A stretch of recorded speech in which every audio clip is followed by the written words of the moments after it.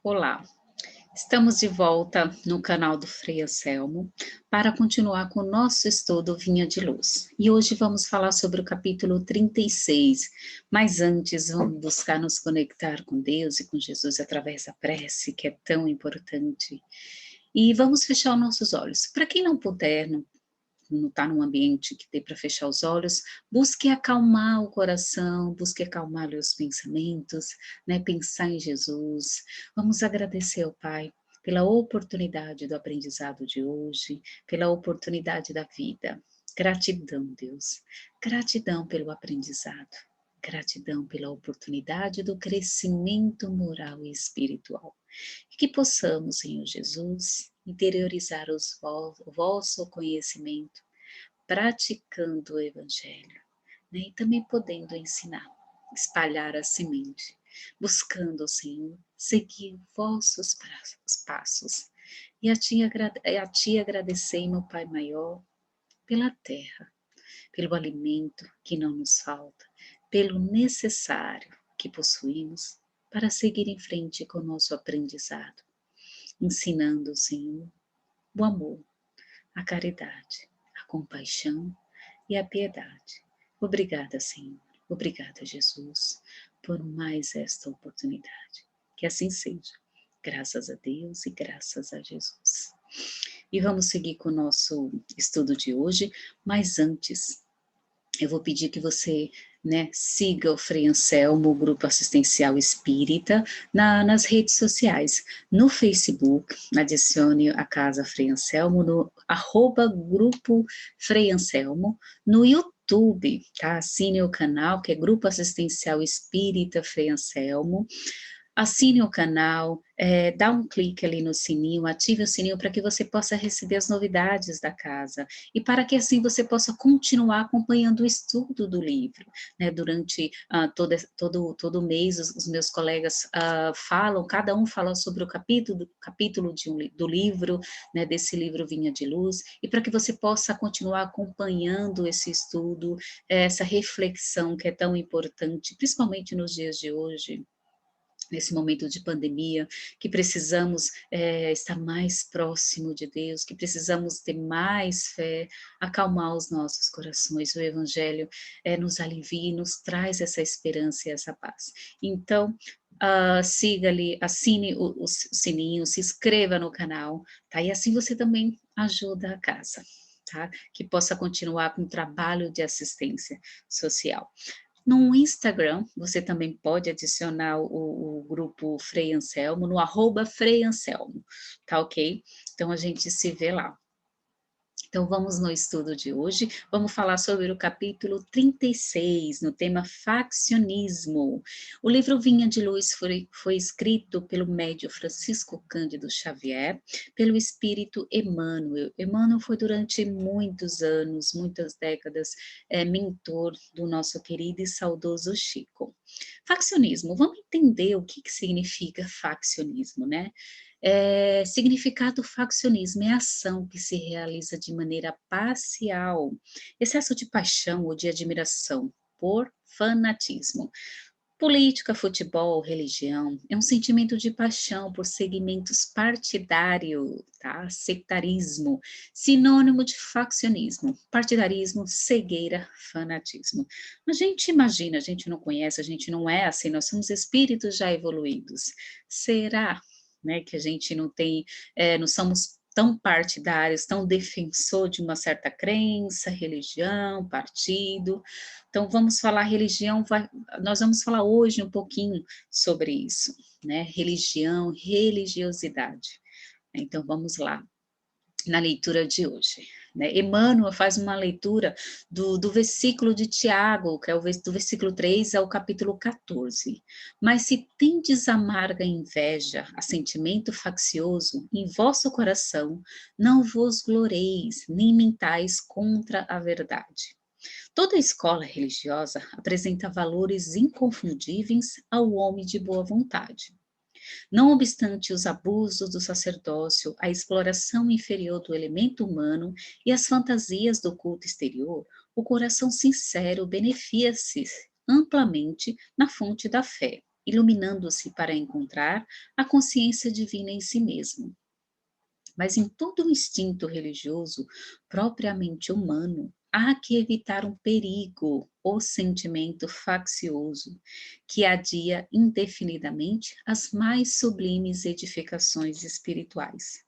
Católicos, protestantes, espíritas, todos eles se movimentam ameaçados pelo monstro da separação, como se o pensamento religioso traduzisse fermento da discórdia.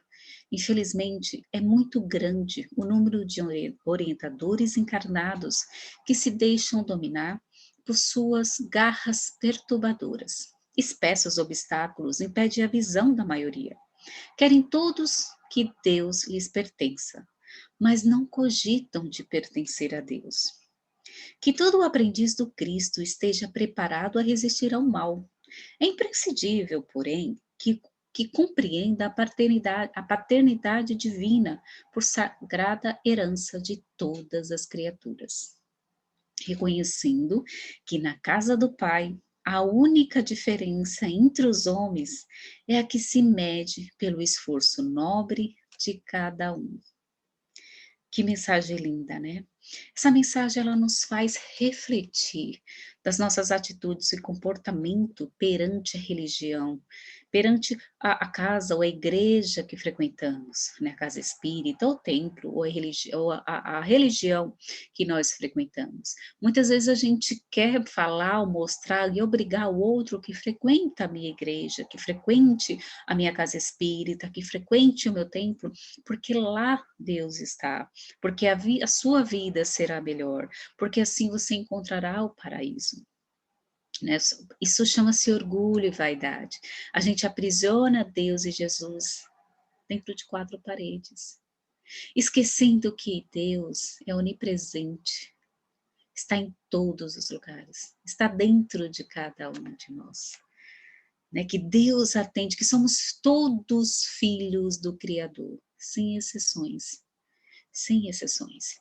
Né? Então a gente acredita que somente aquele que frequenta a minha religião, que fala em nome da minha religião, será salvo.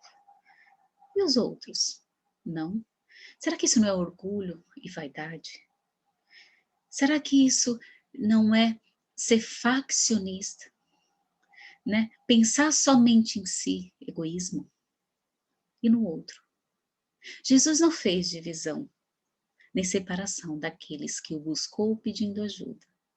Jesus nasceu entre os humildes e ajudou a todos. Não disse não para nenhum daqueles que vieram buscá-lo. Mesmo aqueles que tinham poder, que tinham uma aquisição, que tinham dinheiro, que vinham na calada da noite buscá-lo, para ouvir os teus ensinamentos, ouvir e ouvi-lo. Jesus não deixou de atender nenhum, nem o doente, nem o leproso. Jesus não fez diferença. E nós, simples mortais, cheios de defeitos, de correções, queremos aprisionar Deus e Jesus entre quatro paredes, esquecendo mais uma vez que somos todos irmãos, filhos de um único Pai, e que Deus ama todos nós. Mesmo aquele que hoje está na maldade, ele não é mau, ele só está sendo mau hoje. Né? E Deus não deseja, como diz Jesus, acabar com aquele que é mau. Deus quer acabar com a maldade.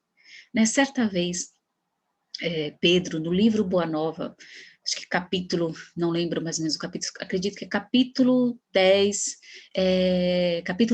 capítulo perdão, né? Pedro questiona Jesus, né? Porque ele é tão indiferente diante das pessoas que o ofendem, que o xingam, que não acreditam nele, se Jesus não se incomoda. E Deus pergunta a Jesus, né? Ele não veio ali, Jesus fala que não veio para falar para outros com o objetivo de agradar, mas que ele veio trazer as coisas do Pai, que ele veio falar sobre as coisas do Pai, não com o propósito de agradar, porque isso é orgulho, isso é vaidade, e Jesus era despido desses sentimentos, né? Mas Jesus pergunta a Pedro, joga para Pedro a pergunta, né? Mas e você, Pedro? Será que você está interiorizando os ensinamentos?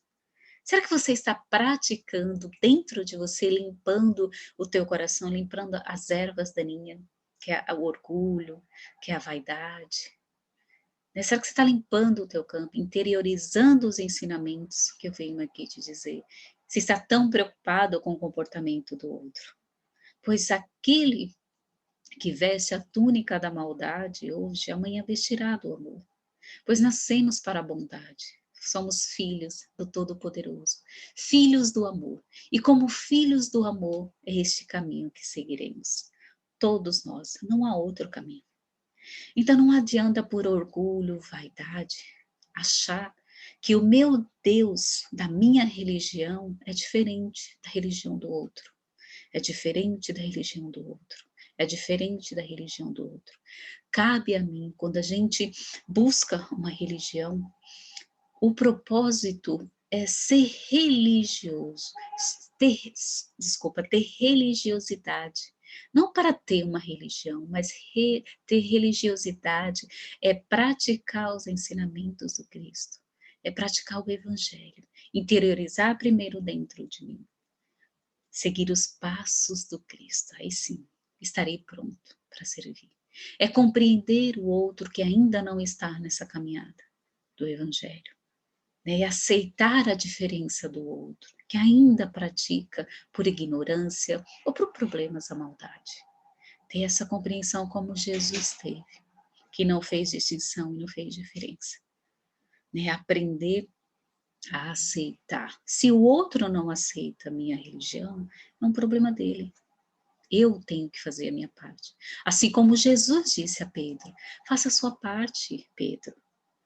Faça a sua parte. Compreenda o outro que ainda não está na caminhada, mas que amanhã ele também buscará o Pai, a casa do Pai.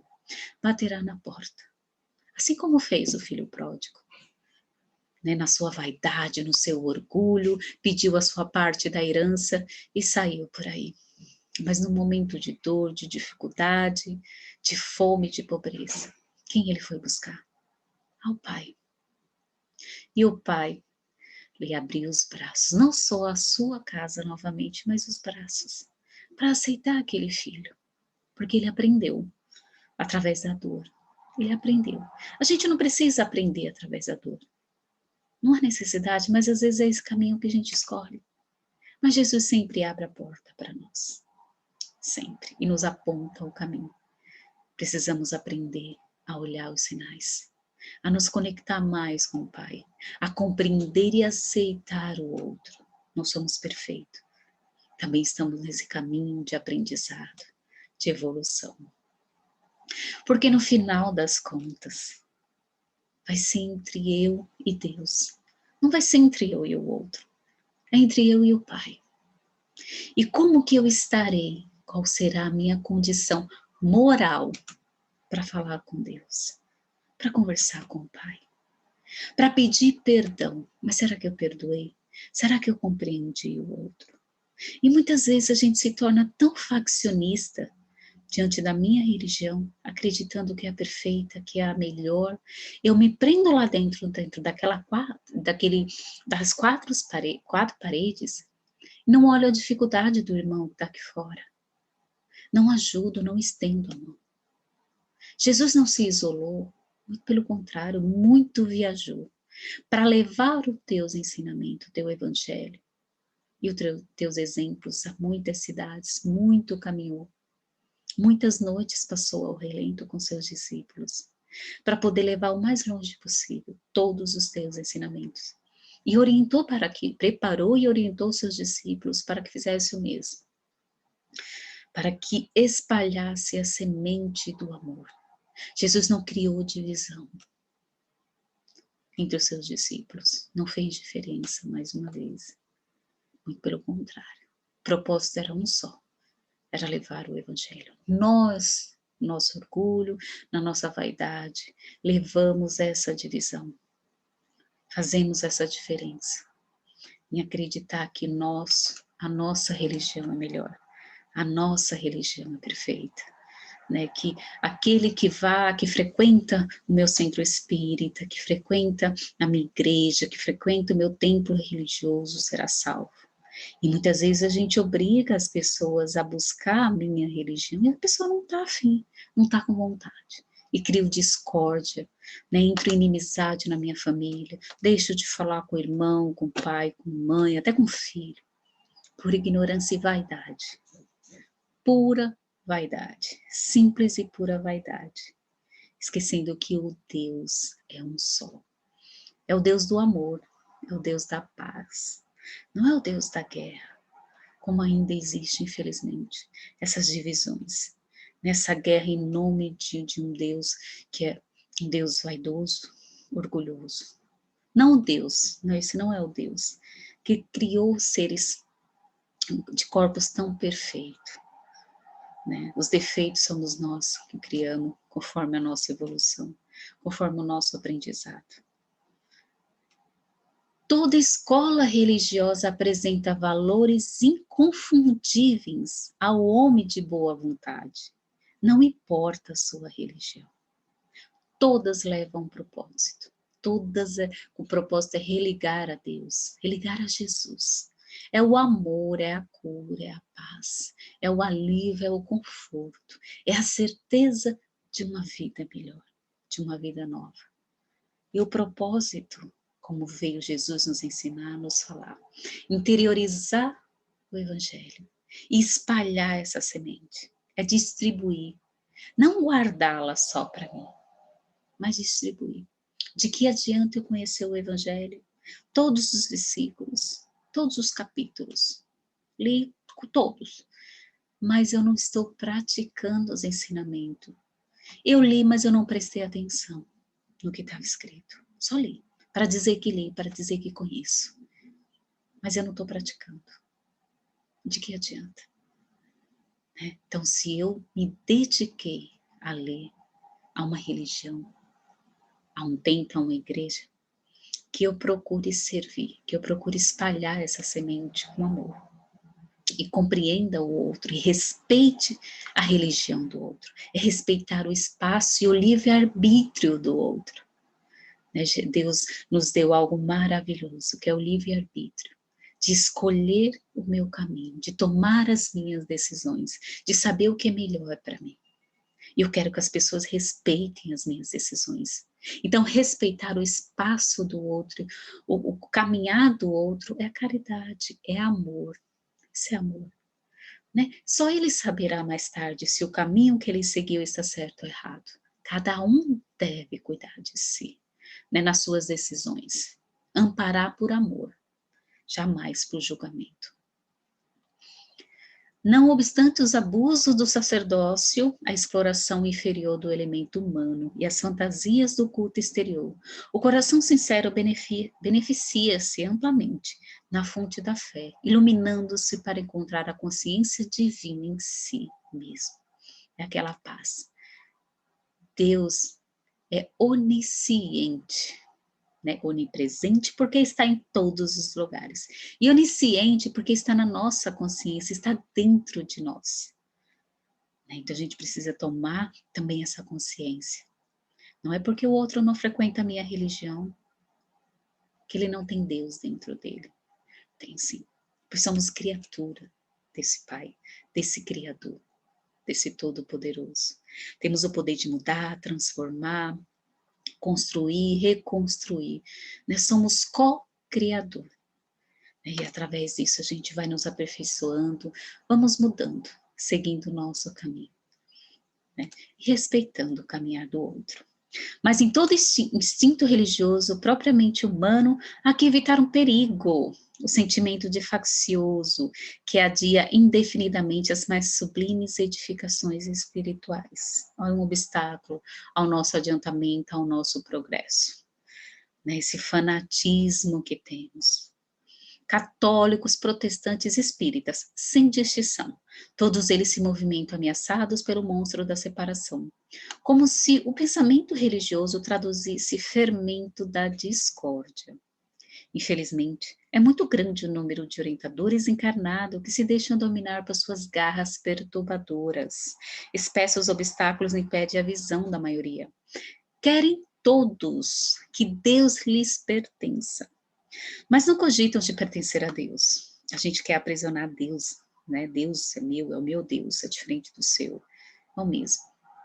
Mas a gente não cogita de pertencer a Deus. E para pertencer ao Pai, mais uma vez, é praticar o Evangelho. É estender a mão àqueles que necessitam, que precisam. De nada me serve somente o conhecimento, se eu não espalhar esse conhecimento, se eu não espalhar essa semente, se eu não distribuir essa semente. Não importa se o outro não está no momento de compreender o Evangelho ainda, mas eu plantei uma semente no coração dele. Mas eu fiz a diferença, porque o verbo, ele até convence. Até convence, você pode falar bonito, falar manso, mas o exemplo arrasta multidões. Arrasta. É ser exemplo. Como que eu posso mostrar para o outro que a minha religião me faz bem? Né? Que na minha religião eu encontrei resposta para todos, para tudo, para todas as minhas perguntas. Que na minha religião eu aprendi a perdoar, estou aprendendo a amar, estou aprendendo a compreender, estou aprendendo a ter piedade para com o outro, a não apontar o dedo, a não julgar, se eu não estou fazendo tudo ao contrário, se as minhas atitudes perante a dificuldade, se as minhas atitudes perante o outro que discorda comigo é de violência, é de agressão. Que exemplo que eu estou dando para o outro? Ah, mas espera aí, a tua religião não é de amor? Não é de ensinamento da caridade, da paz, do perdão, da passividade? Se você não está perdoando, Elisângela, se você não está compreendendo o outro, Elisângela, como você vem falar da tua religião, que é tudo isso, se você não dá o exemplo? Então, ser exemplo é o maior convite de amor que eu posso fazer ao outro. É ser exemplo. E o melhor exemplo, seguir os passos do Mestre, é espalhar essa semente de amor. Quanto mais a gente adquire conhecimento da doutrina, do Evangelho, e quanto mais a gente fala, espalha e pratica, muito mais eu estou interiorizando dentro de mim. Maior compreensão eu estou tendo. E aceitação dos meus defeitos e da compreensão do outro. Esse é o primeiro passo, esse é um passo importante. Então, vamos continuar aqui com o nosso tempo, está correndo. Que todo aprendiz do Cristo esteja preparado a resistir ao mal. O Evangelho nos fortalece. Interiorizar o Evangelho de Jesus é a fortaleza para que possamos resistir ao convite da maldade e que aparece, principalmente nesse processo de mudança, de transição que a gente passa de religiosidade, de religião, de compreensão do Evangelho. Todos os desafios aparecem, todos os lados. E interiorizar esse ensinamento, seguir os passos de Jesus, espalhar essa semente, nos fortalece diante da maldade do outro, diante da dificuldade, diante dos problemas, das vicissitudes da vida. A prece nos protege. É o que Jesus veio nos falar, nos ensinar também. É imprescindível, porém, que compreenda a paternidade divina por sagrada herança de todas as criaturas. Somos herdeiros do Pai. Temos o poder de mudar as nossas vidas, de nos transformar, de ser melhor, buscar a paz interior, a felicidade divina. Não dá para ser feliz em cima da dor do outro. Não dá. Quem consegue? Ser feliz em cima da dor, fazendo o outro sofrer, chorar.